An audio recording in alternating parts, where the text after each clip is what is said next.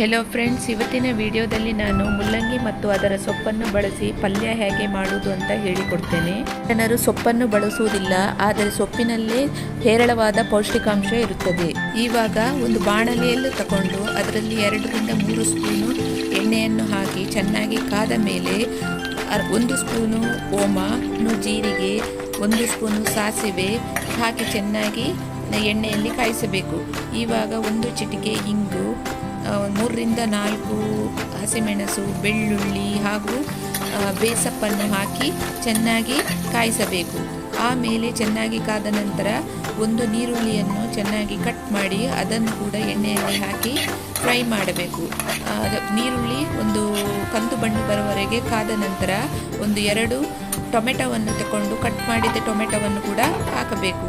ಹಾಗೆ ಅದರ ಜೊತೆಗೆ 1 ಚಿಟಿಕೆ 2 ಸ್ಪೂನು ಖಾರದ ಪುಡಿ ಹಾಗೂ 1 ಟೇಬಲ್ ಸ್ಪೂನು ಕೊತ್ತಂಬರಿ ಬೀಜದ ಪುಡಿ, ಹಚ್ಚಿದ ಮುಲ್ಲಂಗಿ ಹಾಗೂ ಪೊಟ್ಯಾಟೊವನ್ನು ಕೂಡ ಕಟ್ ಮಾಡಿದ್ದನ್ನು ನಾನು ಹಾಕಿದ್ದೇನೆ. ಇಲ್ಲಿ ಪೊಟ್ಯಾಟೊ ಯಾಕೆ ಹಾಕಿದ್ದೇನೆ ಅಂದರೆ ಮುಲ್ಲಂಗಿಯ ಅಂಶ ತುಂಬಾ ಕಮ್ಮಿ ಇತ್ತು, ಅದಕ್ಕೆ ನಾನಿಲ್ಲಿ ಪೊಟ್ಯಾಟೊವನ್ನು ಯೂಸ್ ಮಾಡಿದ್ದೇನೆ. ನೀವು ಬೇಕಾದ್ರೆ ಸ್ಕಿಪ್ ಮಾಡ್ಬೋದು. ಆಮೇಲೆ ಚೆನ್ನಾಗಿ ಅದನ್ನು 10 ನಿಮಿಷ ಬೇಯಿಸಿದ ಮೇಲೆ ನಾವು ಸೊಪ್ಪನ್ನು ಹಾಕಿ ಕೂಡ ಬೇಯಿಸಬೇಕು. ಅದನ್ನು ಒಂದು 5 ನಿಮಿಷ ಬೇಯಿಸಬೇಕು. ಬೇಯಿಸಿದ ನಂತರ ತೆಂಗಿನಕಾಯಿ ಹಾಗೂ 3 ಸ್ಪೂನು ಹುರಿಗಡಲೆಯ ಪೇಸ್ಟನ್ನು ಹಾಕಿ 1 ಮಿನಿಟ್ ನಂತರ ಸ್ಟವನ್ನು ಆಫ್ ಮಾಡಬೇಕು.